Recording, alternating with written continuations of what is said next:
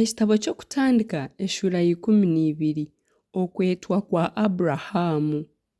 Mukama yagambira Aburahamu ati, ruga omu nsi yanyu n'omu ruganda rwanyu n'omu nju yaasho oze omu nsi ei ndikworeka.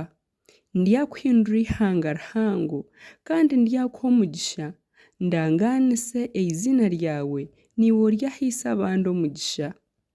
Ndyaha omugisha abarikushabira omugisha, n'orikukyena ndyamukyena, kandi omuri iwe enganda zoona ez'omu nsi nimwo ziriheererwa omugisha.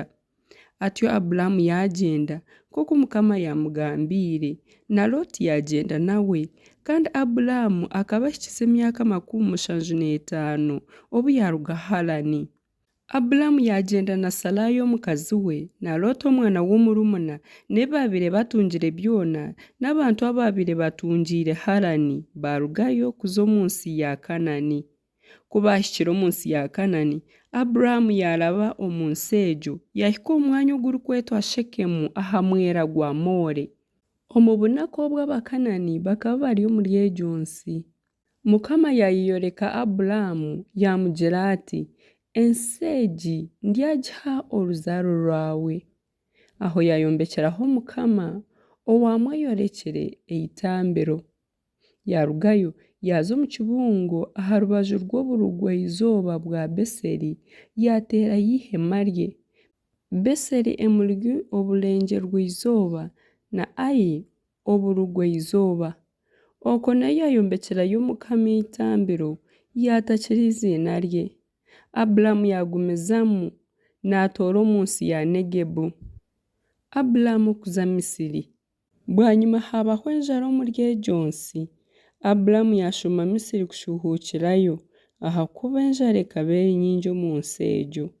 Ku yabiire ari haihi kuhika Misiri, yagambira omukazi we Sarayi ati, reeba, nimanya ko ori omukazi murungi orikureebwa, kandi Abamisiri ku barikureeba baryagira bati, ogu n'omukazi we, banyite haza iwe bakureke.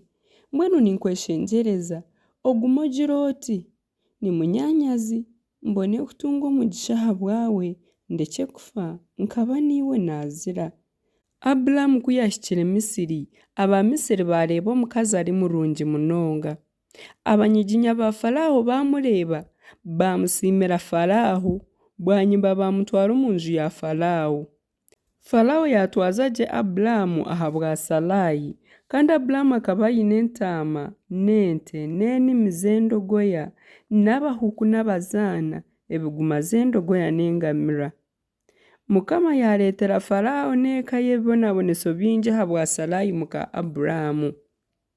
Faraho yatuma Aburahamu yamugira ati, bitu shi ontuzire ki? Ahabw'eki tongambiire ko ari omukazi waawe? Ongiriire kyoti nimunyanyazi. Nanye nikyo mutwariire kuba omukazi wangye. Mbwenu omukazi wawe ngugu, omutware oyegyendere.